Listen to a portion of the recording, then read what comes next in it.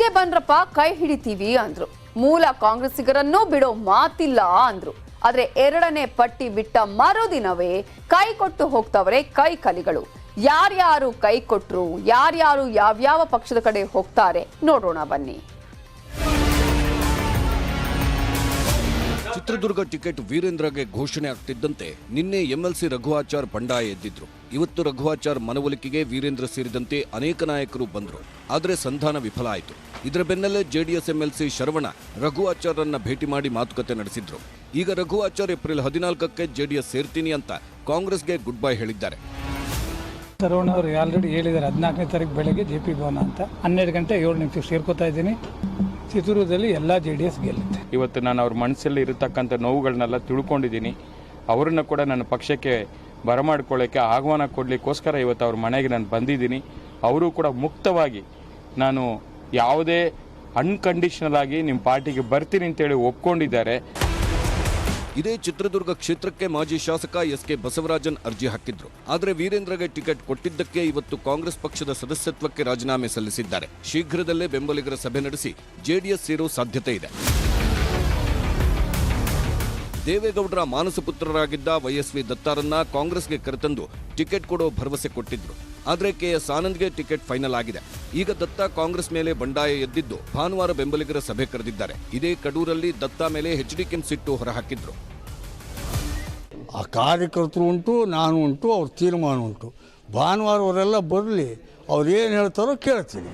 ದೇವೇಗೌಡರವರ ಸ್ವಂತ ಮಗನಿಗಿಂತಲೂ ಹೆಚ್ಚಾಗಿ ಮಾನಸಪುತ್ರ 40 ವರ್ಷದಿಂದ ಸಂಬಂಧ ಏನಿತ್ತು. ಈಗ ನಾನು ಬಿಜೆಪಿ ಜೊತೆ ಏನು ಸಂಬಂಧ ಇಟ್ಕೊಂಡಿದ್ದೀನಿ ಅಂತ ಚಾರ್ಜ್ ಮಾಡ್ತಾರೆ. ಬಿಜೆಪಿ ಸರ್ಕಾರ JDS ನ ಮೈತ್ರಿ ಸರ್ಕಾರದಲ್ಲಿ ಇವ್ರನ್ನ MLC ಮಾಡದೆ ಹೋಗಿದ್ರೆ ಕಡೂರಿನ ಜನ ಇವ್ರನ್ನ ಗುರುತಿಸ್ತಾ ಇದ್ದೀರಾ ನೀವು?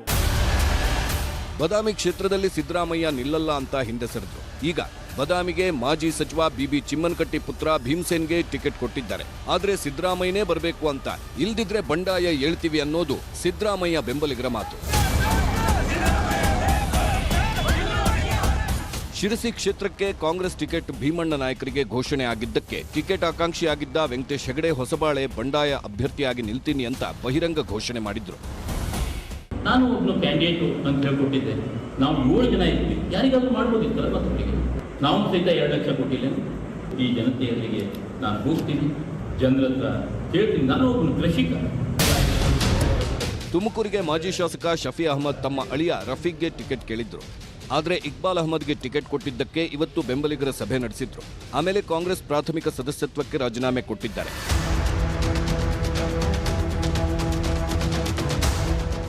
ಹಾನಗಲ್ ಟಿಕೆಟ್ಗೆ ಮಾಜಿ ಶಾಸಕ ಮನೋಹರ್ ತಹಶೀಲ್ದಾರ್ ಅರ್ಜಿ ಹಾಕಿದ್ರು.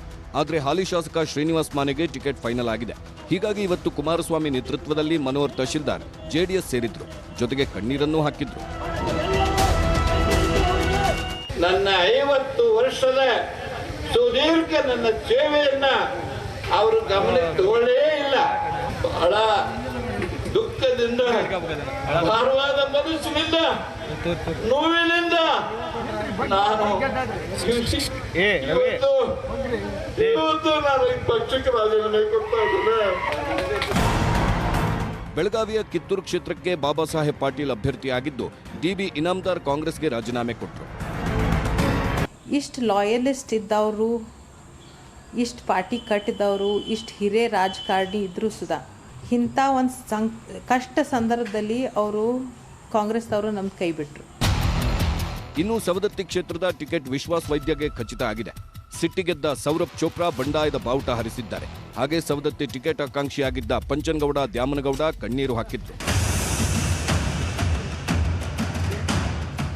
ಗಂಗಾವತಿ ಕ್ಷೇತ್ರ ಹಿಂದೂಗಳೇ ಹೆಚ್ಚಾಗಿದ್ದಾರೆ. ಹಿಂದೂಗೆ ಟಿಕೆಟ್ ಕೊಡಬೇಕಿತ್ತು.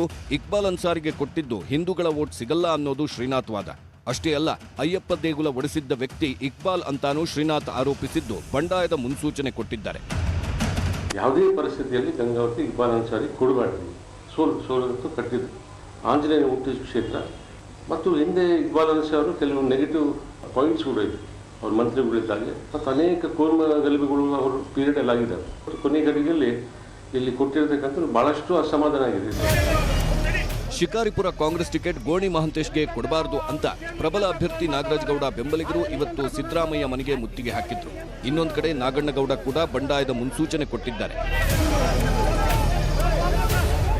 ಬೆಂಗಳೂರಿನ ಪುಲಕೇಶಿನಗರ ಟಿಕೆಟ್ ಈ ಸಲ ಅಖಂಡ ಶ್ರೀನಿವಾಸ್ ಮೂರ್ತಿಗೆ ಸಿಗುತ್ತಾ ಇಲ್ವಾ ಗೊತ್ತಿಲ್ಲ. ಎರಡನೇ ಪಟ್ಟಿಯಲ್ಲೂ ಹೆಸರಿಲ್ಲ. ಹೀಗಾಗಿ ಅಖಂಡ ಶ್ರೀನಿವಾಸ್ ಸಿದ್ದರಾಮಯ್ಯರನ್ನ ಭೇಟಿ ಮಾಡಿ ಟಿಕೆಟ್ಗೆ ದುಂಬಾಲು ಬಿದ್ರು. ಸರ್, ಅದು ನಮ್ಮ CLP ನಾಯಕರನ್ನ, ಅಧ್ಯಕ್ಷರನ್ನ ಹಾಗೂ ನಮ್ಮ ಜಮೀರ್ ಅಣ್ಣವರು ಎಲ್ಲ ನಮ್ಮ ಪರವಾಗಿ ನಿಂತಿದ್ದಾರೆ. ನೆಕ್ಸ್ಟ್ ಲಿಸ್ಟಲ್ಲಿ ಅನೌನ್ಸ್ ಮಾಡ್ತೀನಿ ಅಂತ ಹೇಳಿದರೆ ಖಂಡಿತ ನಮ್ಗೆ ಆಗುತ್ತೆ. ಅಧ್ಯಕ್ಷರು ನಮ್ಮ ಪರವಾಗಿದ್ದಾರೆ. ಇದಿಷ್ಟೇ ಅಲ್ಲ, ಕಾಂಗ್ರೆಸ್ನಲ್ಲಿ ಹಲವು ಕ್ಷೇತ್ರಗಳಲ್ಲಿ ಬಂಡಾಯದ ಬೇಗುದಿ ಪಕ್ಷವನ್ನೇ ಸುಡುತ್ತಿದೆ. ಗೋಕಾಕ್ನಲ್ಲಿ ಮಹಾಂತೇಶ್ ಕಡಾಡಿಗೆ ಟಿಕೆಟ್ ಕೊಟ್ಟಿದ್ದಕ್ಕೆ ಅಶೋಕ್ ಪೂಜಾರಿ ಬಂಡಾಯ ಎದ್ದಿದ್ದಾರೆ.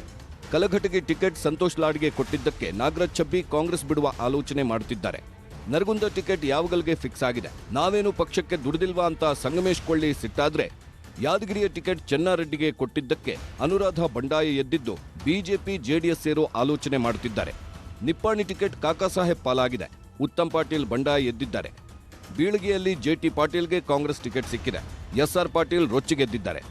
ಮುಧೋಳದಲ್ಲಿ RB ತಿಮ್ಮಾಪುರ ವಿರುದ್ಧ ಸತೀಶ್ ಬಂಡಿವಡ್ಡರ್ ಸಿಡಿದೆದ್ದಿದ್ರೆ, ಬಾಗಲಕೋಟೆಗೆ ಮಾಜಿ ಸಚಿವ HY ಮೇಟಿಗೆ ಟಿಕೆಟ್ ಸಿಕ್ಕಿದ್ದು ಡಾಕ್ಟರ್ ದೇವರಾಜ್ ಪಾಟೀಲ್ ಬಂಡಾಯದ ಬಾವುಟ ಹಾರಿಸಿದ್ದಾರೆ. ರಾಜಕಾರಣ ಅಂದ್ರೆ ಫುಟ್ಬಾಲ್ ಅಲ್ಲ, chess game. BJP chess game ಮಾಡ್ತಾ ಇದ್ರೆ ನಾವು ಚೆಸ್ ಗೇಮ್ ಅಷ್ಟೇ. ನಾವೀಗ ಬೆಳೆದವರು ಒಂದೇ ಎಲ್ಲ 524 ಅನೌನ್ಸ್ ಮಾಡ್ಬಿಟ್ರೆ ಅವನ್ನೇ ಕೇಳ್ತಾರೆ. ನಮ್ದೇನೋ ಲೆಕ್ಕಾಚಾರ ಇರ್ತದೆ. ಅಳೆದು ತೂಗಿ ಕಾಂಗ್ರೆಸ್ನವರು ಇಲ್ಲಿವರೆಗೂ 166 ಕ್ಷೇತ್ರಕ್ಕೆ ಟಿಕೆಟ್ ಘೋಷಿಸಿದ್ದಾರೆ. ಬಾಕಿ 58 ಕ್ಷೇತ್ರಗಳಲ್ಲಿ 8 ಕ್ಷೇತ್ರಗಳನ್ನು ಫೈನಲ್ ಮಾಡಿದ್ದು, ಉಳಿದ 50 ಕ್ಷೇತ್ರಗಳ ಟಿಕೆಟ್ ಘೋಷಣೆ ಆದ್ಮೇಲೆ ಕಾಂಗ್ರೆಸ್ನಲ್ಲಿ ಅಸಮಾಧಾನದ ಬೆಂಕಿ ಜೋರಾಗುವುದಂತೂ ಸತ್ಯ. Bureau report, news 18.